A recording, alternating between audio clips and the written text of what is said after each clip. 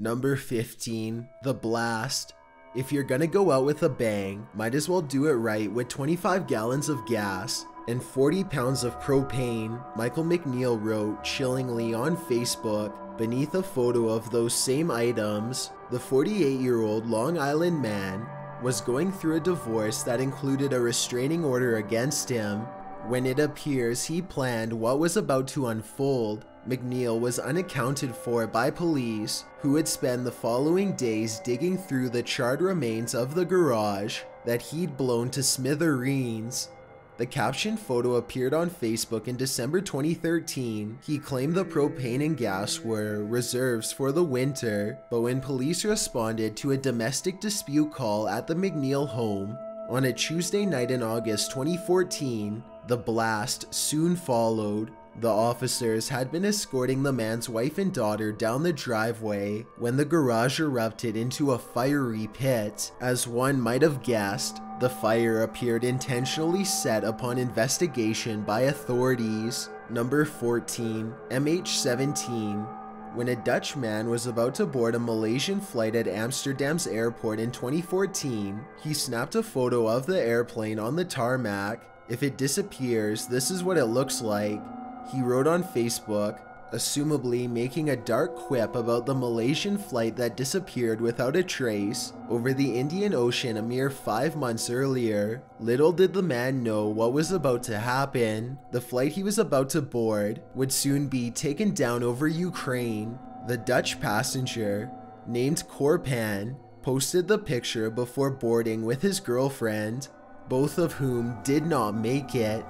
He lived in North Holland. Many of his friends and family initially wished him a safe trip until his cousin responded with the flight number beneath his post, writing, "Turns out our cousin Cor was on this plane. It was a horrible thing that happened," and the memory of the preface of the fated flight on Cor's Facebook page is haunting. Number 13. The Flood. Another terrible event with a creepy backstory happened more recently with a hurricane that happened in Houston this summer.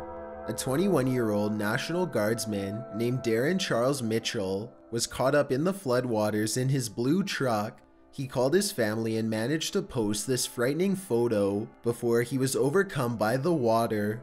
According to The Independent, he called his brother, Roe Mitchell, to tell him he'd escaped his truck but was trapped.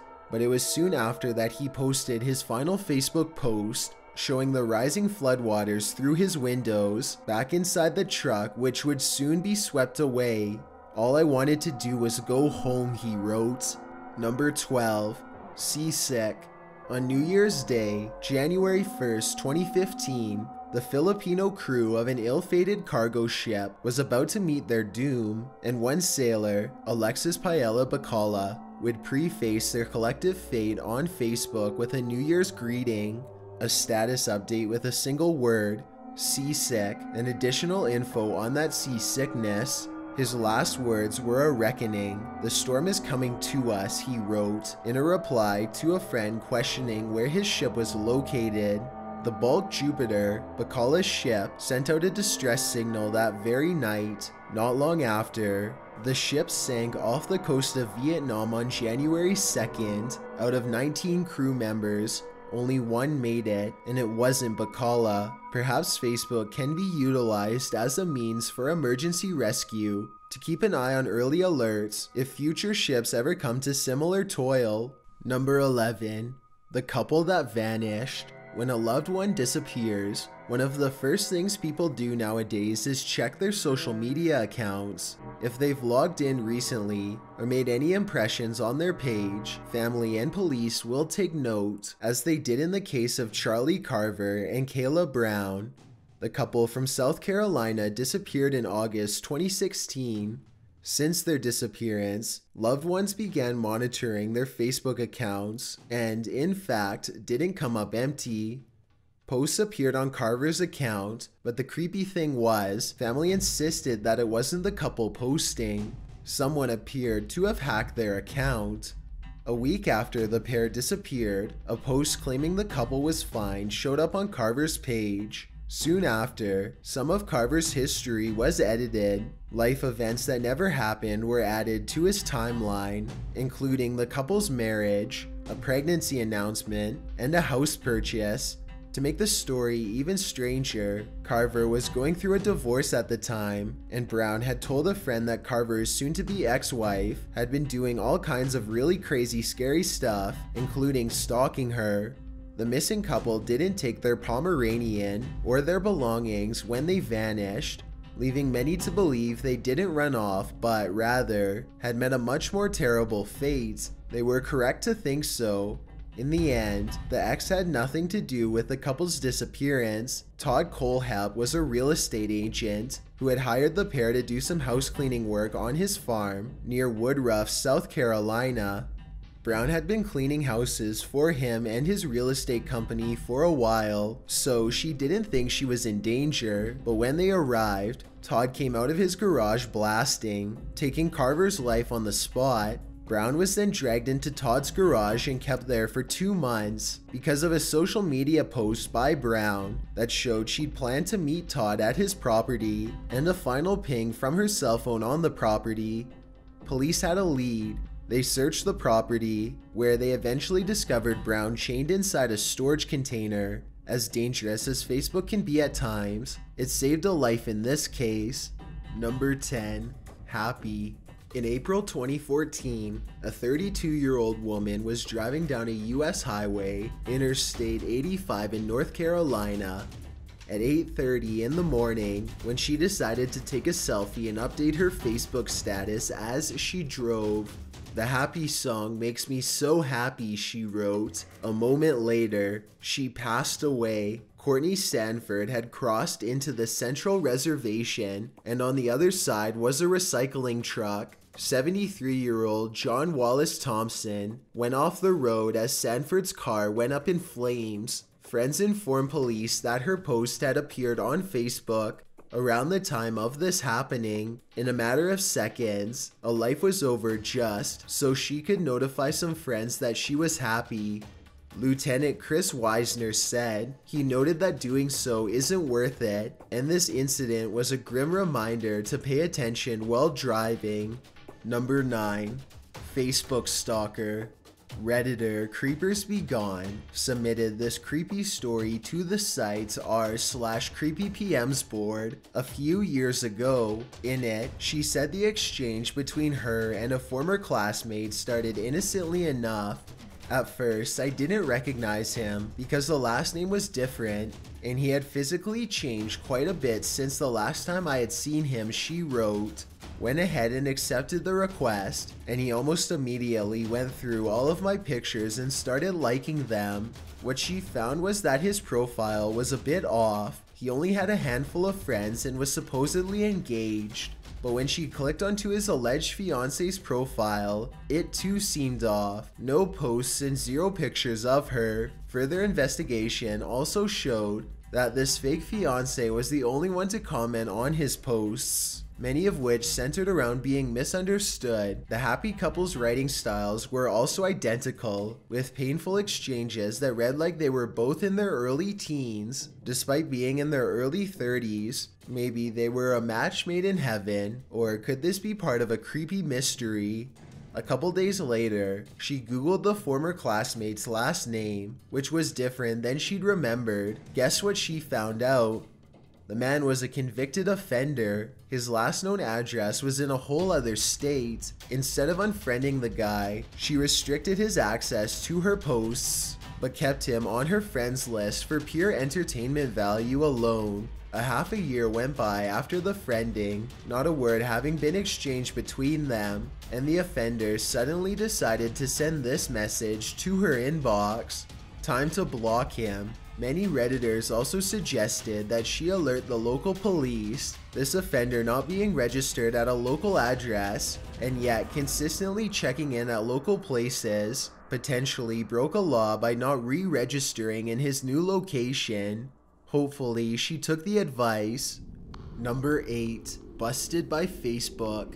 If you've ever had a purse snatched from you, you know the feeling in your stomach as some thief sprints off with not only your money, but all of your personal information.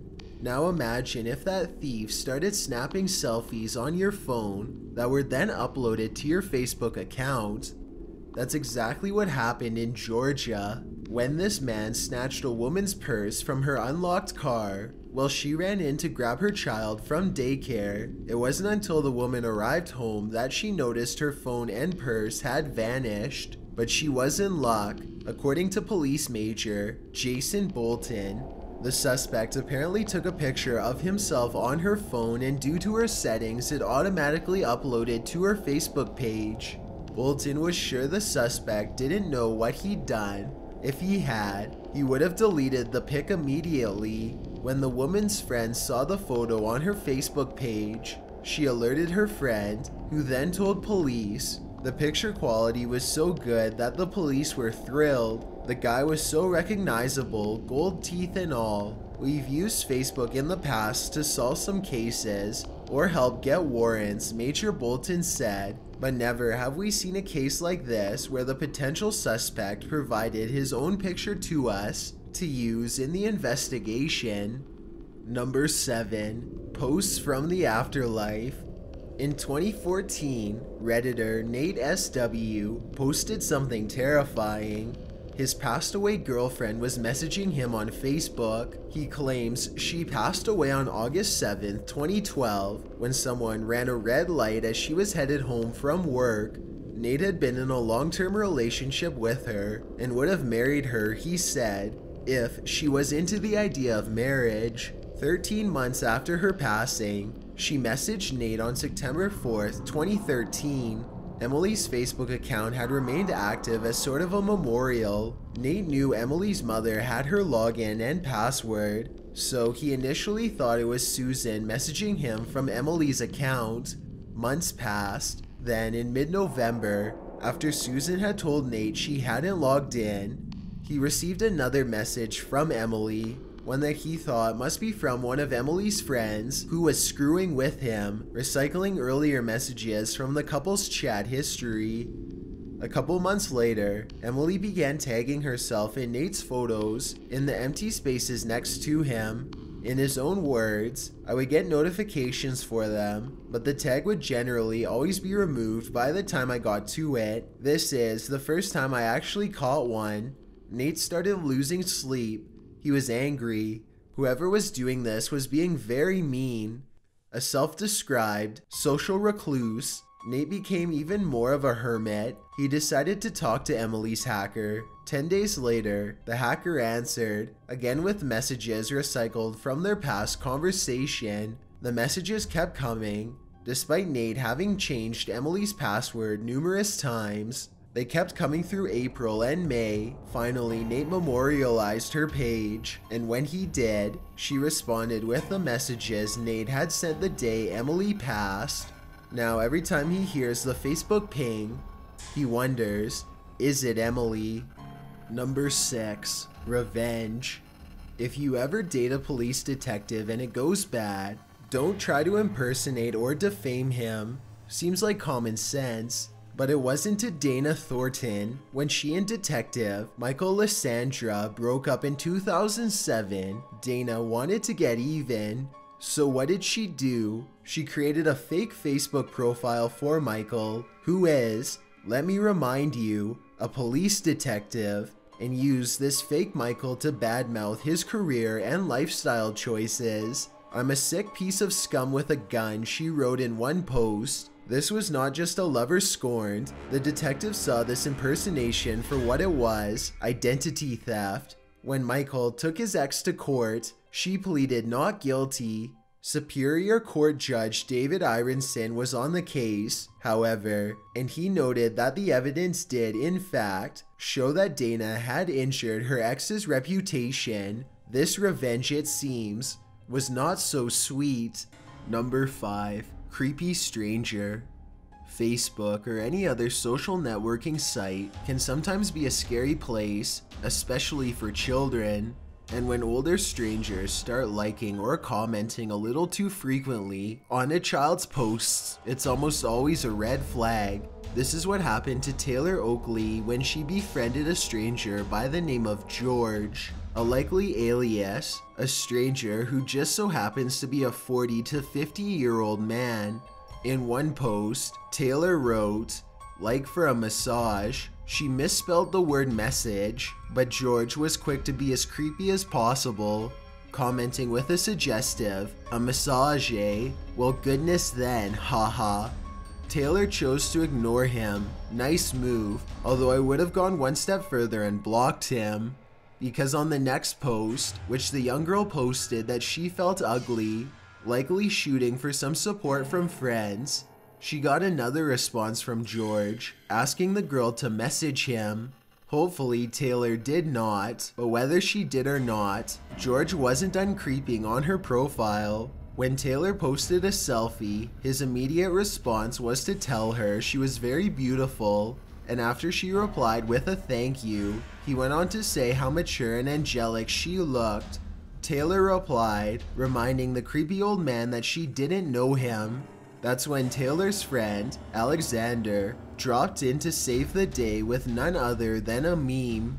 George responded by saying that he had a wife and family, as though having a wife and family was surefire proof that he wasn't being creepy.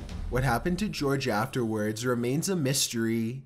Number 4. Burglar Login. You can learn a lot from bad thieves, like don't log into Facebook when you're in the middle of burglarizing a home. That's what Nicholas Wigg did when inside a house in St. Paul. Not only did he check his Facebook and leave it open on Wood's computer, but he also left his belt, jeans, and a pair of Nikes behind. Seems almost as though he wanted to get caught. When Wood found Wigg's Facebook account open on his computer, he posted that Wigg had entered his home and that any information would be helpful. Guess who contacted him with information? Nicholas himself. Wigg suggested that they meet up so he could return Wood's cell phone and get his discarded clothing back. Wood agreed to it, but then called the cops as he arrived. Wigg was taken into custody. Number 3. The Demon. Some of the creepiest posts on Facebook tend to go viral. This is one of them.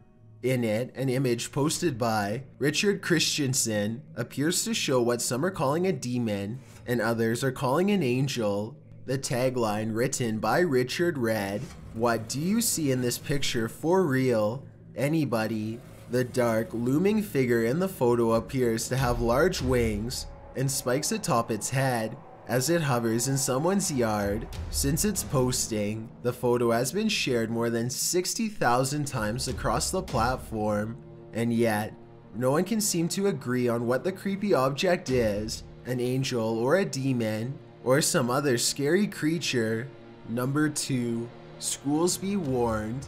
During the creepy clown mania of 2016, Green Bay and De Pere area schools became a target. Schools that we will be targeting on Monday, October 10th, 2016 are Southwest, East, West, Preble, Washington, Franklin, Lombardy, Edison. The post read, the account which posted this message had been created the same day.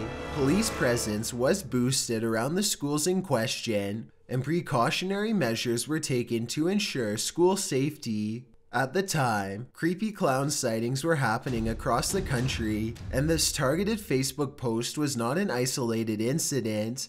In fact, the trend continued in Houston, with a Facebook group calling themselves Ain't Clowning Around. The page made a post that took things a step further, claiming children would be taken and teachers having their lives taken as they walked to the parking lot. Before we get to number 1, my name is Chills and I hope you're enjoying my narration. If you're curious about what I look like in real life, then go to my Instagram at DylanIsChillinYT and tap that follow button to find out. I'm currently doing a super poll on my Instagram. If you believe ghosts are real, then go to my most recent photo and tap the like button. If you don't, DM me saying why. When you're done, come right back to this video to find out out the #1 entry. Also, follow me on Twitter at YTChills because that's where I post video updates. It's a proven fact that generosity makes you a happier person. So if you're generous enough to hit that subscribe button and the bell beside it, then thank you. This way you'll be notified of the new videos we upload every Tuesday and Saturday. Number 1. Wanted man gets caught. After breaking into a home in Butler County, Ohio, Andrew Markham took to Facebook to taunt police. An alert was posted to the Butler County Sheriff's Office Facebook account for Markham as they were searching for him. With a litany of creepy convictions, Markham, brazen as can be, decided to pitch in his own 2 cents on the post, writing, "I ain't tripping, half of them don't even know me." Someone replied through the Butler County Sheriff's Facebook account, "If you could stop by the sheriff's office, that'd be great." Sheriff Richard Jones turned up the heat on Twitter with a photo of a jail cell in Butler County Jail and a simple message to Andrew confirming that they had his room ready. Markham seemed to love being on the country's wanted list, but he didn't love it when officers traced his location with help from tipsters. Nor did he love it when he finally turned himself in and had to take this sad-faced mugshot. The department was happy to have this man off the streets. They even seemed a little smug about it, posting that Markham wouldn't be on social media for a while because there's no access in jail. Thanks for checking out this video. Be sure to subscribe because we upload new countdowns every Tuesday and Saturday. Or if you're still not convinced, here are some of our other videos that I think you'd like. Enjoy!